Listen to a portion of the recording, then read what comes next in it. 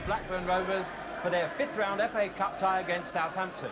Rovers first won the Cup 100 years ago and went on to win it 5 more times, last in 1928, including 3 successive victories. And this unique shield, which hangs in their boardroom, commemorates that hat-trick, and they're still the only professional club to have achieved it. Many famous players have served them well. None more so than fullback Bob Crompton, who won 41 England caps in the early 1900s. And in more recent times, wing-half Ronnie Clayton and winger Brian Douglas stand out from their contemporaries, marvellous servants of country and club. A club with an illustrious past whose ghost will be stirred by tonight's occasion. Rovers unbeaten at home this season, on the threshold of glory again. But their opponents, Southampton, in this beautifully balanced cup tie, are current favourites. Cup winners only once, in 1976, when Laurie McMenemy, after 11 years, the longest-serving manager in the league, led them to a 1-0 victory over Manchester United with this goal.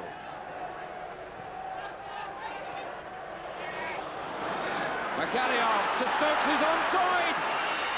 1-0. Well, quite an occasion tonight. Welcome, Bobby Charlton. And first of all, that little bit of nostalgia you enjoyed, didn't you? I did. Bill Bancroft, who's the president of the club, was in the boardroom telling us all just before the match about all the great history, you know, and it's a bit of a tearjerker, really. A very traditional club, very proud club. You mentioned little Brian Douglas, Ronnie Clayton, players who I used to play with England. Played with and against. Yeah. Oh, I did. Yeah, I did, regularly. I mean, they both made the marks on the game. I can a lot of them on me. I can remember Brian Douglas chipping a ball over for you to head in at Wembley for England, can I? Easy to remember, because there are many of them. Right, that's the past. Now predict the future. How do you see it going? Well, it's poised beautifully. I mean, Blackburn Rovers had a good run, feeling very confident, playing at home, think that they've got a chance. Now that there are some class teams out of the competition, anybody fancies them the chance of getting to Wembley. They're going to fancy themselves very much.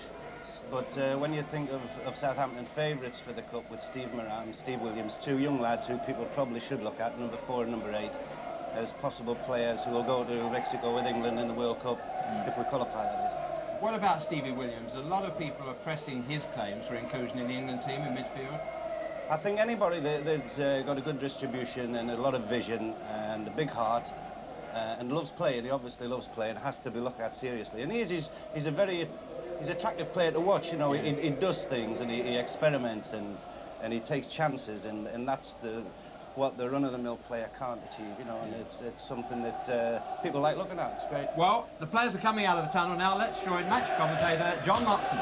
And it's Southampton who are taking the field first, as you can see in the red shirts. Danny Wallace and Ruben Agbula and Mark Wright going through there. Frank Worthington at the end of the line. This is a favourite ground of his, incidentally. And the Southampton supporters at the Darwin end of Ewood Park. That'll be to the right as we look during the match. They have welcomed their side onto the pitch, knowing that Southampton have won away from home in the previous 2 rounds at Nottingham Forest and at Portsmouth. Meantime, the home fans await the arrival of Derek Fazackerley and Blackburn Rovers. Ian Miller there with the moustache, and Noel Brotherston, the other winger, Glenn Keeley without the tracksuit top, Simon Garner, the top scorer, and they are welcomed by the fans at the town end to our left.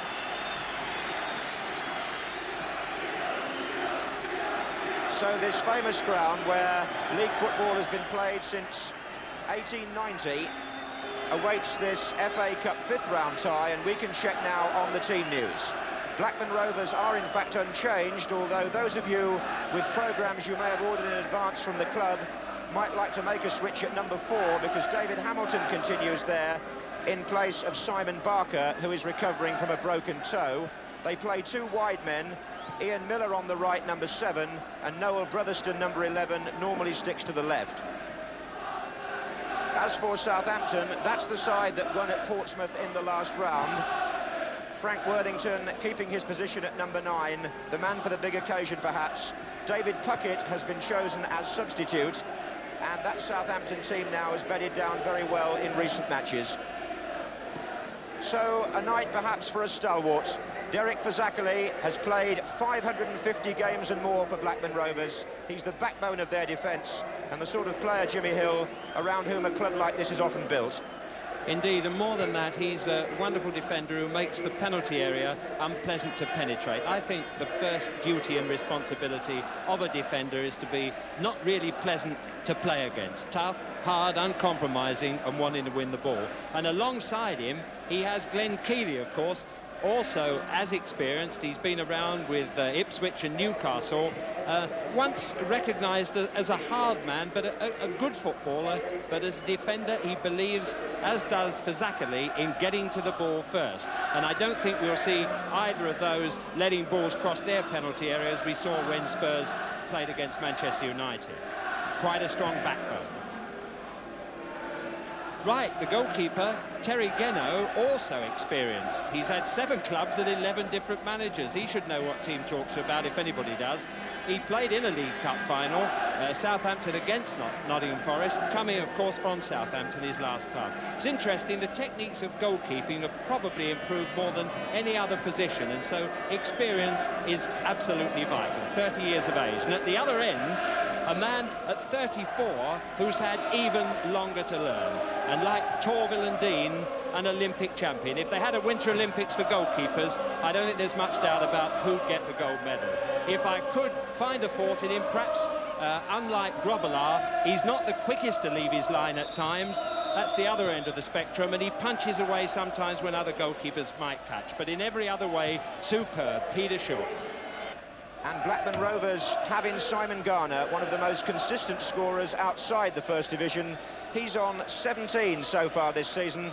Simon Garner, whose family come from Boston, and he's sometimes been nicknamed the Lincolnshire poacher because he does hover in the penalty area to snap up the half chunks.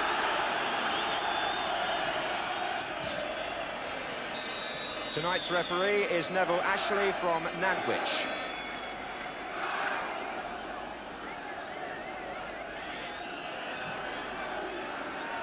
So the scene is set for this FA Cup 5th round tie. Blackburn Rovers, John Lowie in the picture there. He's a midfield player, so is David Hamilton, number 4. They'll be wearing the blue and white halves, Blackburn Rovers. Famous colours down the years. Southampton tonight in the red shirts and black shorts. They will be defending the Darwin end. And away go Rovers, with Garner spreading the play immediately.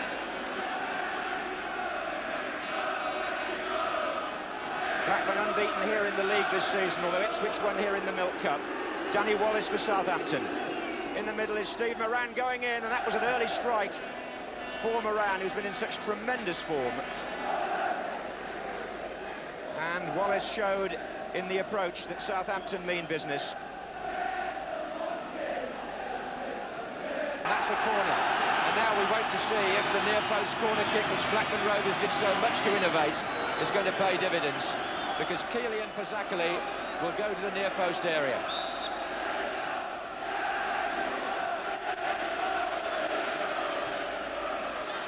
And Shilton came to meet it himself. David Hamilton with the pass back out to Brotherston. They're still forward. Thompson and Miller are coming in. And hooked in by Thompson. Southampton was stretching to clear. Mark Dennis headed back in by John Lowie. Miller, fouled by Moran. Fazakerley's in there again. He came near post with a lovely back flick, and there was a good strike too by Hamilton.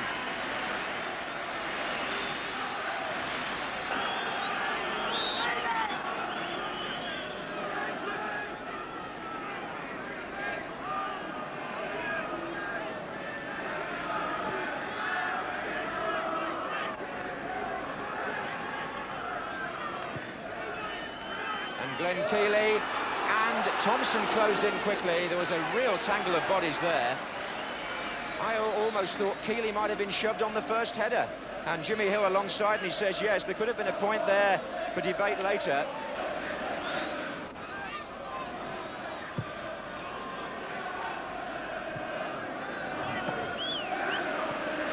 Neville Ashley allowing the play to flow. Garner to Brotherston. Miller's trying to get into the box, and so is Thompson. And it's going to be a corner.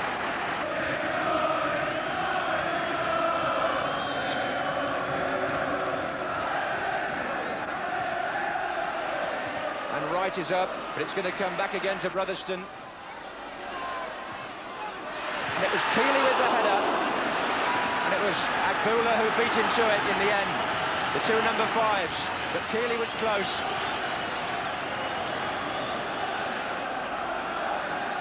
And they pack the goal mouth again.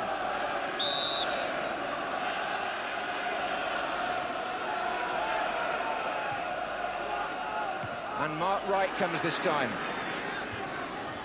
Back again to Brotherston. Steve Williams doing defensive duty. And Moran threatening once again on the break. A good ball by Mick Mills. 3 in support for Southampton if he can look round. They're all a long way away though. And he has to go up to the line. And Armstrong! David Armstrong gets the touch at the near post from Steve Moran's brilliant run. So Blackburn 0, Southampton 1 in the FA Cup 5th round. With 25 minutes of the match still to go, the second division team have got to come from behind and will be thinking back maybe to how close they came in the first half.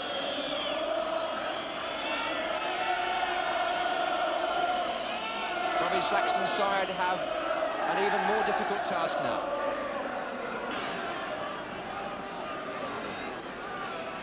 Now he is pushed forward to join the others in the penalty area. That's him jumping. Garner's there, and he lost his footing as he was about to shoot. Back in by Keeley. Brotherston's there, and Garner again. Well, you can see why he gets so many in the second division, because the sheer percentage of efforts he has on goal mean that some must go in.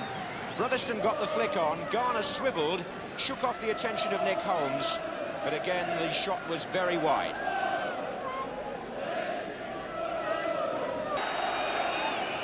About a minute left, we make it.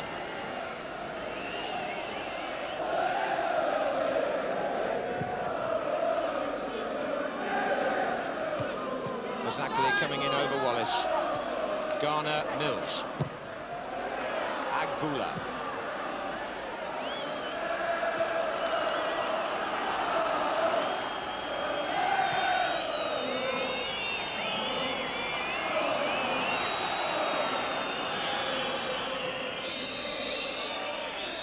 And the referee blows to signal that Southampton are the first team through to the FA Cup 6th round, courtesy of David Armstrong's goal, 8 minutes into the second half, made by the man who's having a great cup run personally, Steve Moran. Mick Mills was impeccable in defence, as Southampton showed their first division authority, and despite Blackburn Rovers having some first half chances, which caused some scares for Shilton and his defence, it was Southampton's measured performance in the second half, on the back of an earlier Shilton save, that meant that Blackburn go back to their dressing room a disappointed second division side. Didn't quite have enough on the night, I think they will agree, despite giving it everything as you expected. And Southampton march down the corridor to their dressing room at the far end and wonder who they'll get in the quarter-finals. Blackburn Rovers 0, Southampton 1. I don't think the Blackburn players need to be ashamed as they walk to the dressing room there. They were in every way tonight a team that their manager could be proud of. I love the free kicks that they worked. They were inventive, they had a lot of courage, but it obviously wasn't going to be their night. And we can look back perhaps sadly with them at the chances that they missed and let Southampton off the hook in that first half. Brotherston over on the far touchline. Chris Thompson's made the run here. Up against Wright, it's Thompson in the middle. Garner! No! Was it over the line? The referee looks and says corner. And Simon Garner can't believe it.